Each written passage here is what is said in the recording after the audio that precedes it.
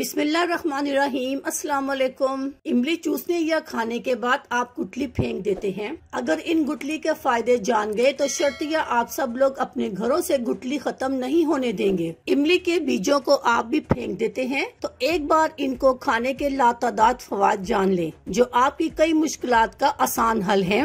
इसलिए क्योंकि इमली के बीजों में है phosphorus, magnesium, vitamin C, amino acid, calcium भी पाई जाती है जो कि आपकी नजर में अहमियत नहीं रखते, लेकिन अगर आप इनके फवाद जान लें तो कभी इनको फेंकेंगे नहीं। नंबर 1, ये बीज ठंडे होते हैं, इसलिए अगर आपके मुंह में बार बार छाले हो जाते हैं या मुंह पक जाता है तो आप इन बीजों को मुंह में रखकर इनका रस निकल जाए, इससे आपको अफाका होगा। नंबर 2, इनको खाने से आपके दांत मजबूत रहते हैं। नंबर 3, मसूरों के दीगर जुमला अमराज में भी बेहद मुफीद है। नंबर 4, वजन कम करने के तमाम टोटकों के साथ इन बीजों को भी चबाकर खाएं। नंबर 5, दांतों पर लगे निशानात, गंदे दांतों की मैल कुचैल को भी हटाने में मदद देते हैं। नंबर 6, आंतों और पेशाब की नाली में होने वाली इन्फेक्शन को कंट्रोल करने में मदद देते हैं। नंबर 7, गले में खराश, गला खराब या खांसी की सूरत में इनके बीजों का जूस बनाकर इससे गरारे भी करें और इस जूस को पिएं भी। नंबर 8, इनमें हाइलोरोनिक एसिड पाया जाता है जो कि जिल्द की सफाई, खूबसूरती और बालों की बेहतरीन नशोनुमा के लिए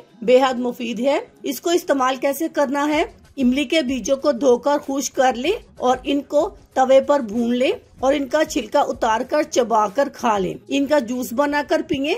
बालों और चेहरे पर इमली के बीजों का रस लगाएं। इस वीडियो के बाद मैं खुद भी इसका जूस पीऊंगी क्योंकि मेरा अपना गला भी काफी हद तक खराब है। अब मुझे इजाजत दीजिए। अल्लाह हाफिज। शुक्रिया।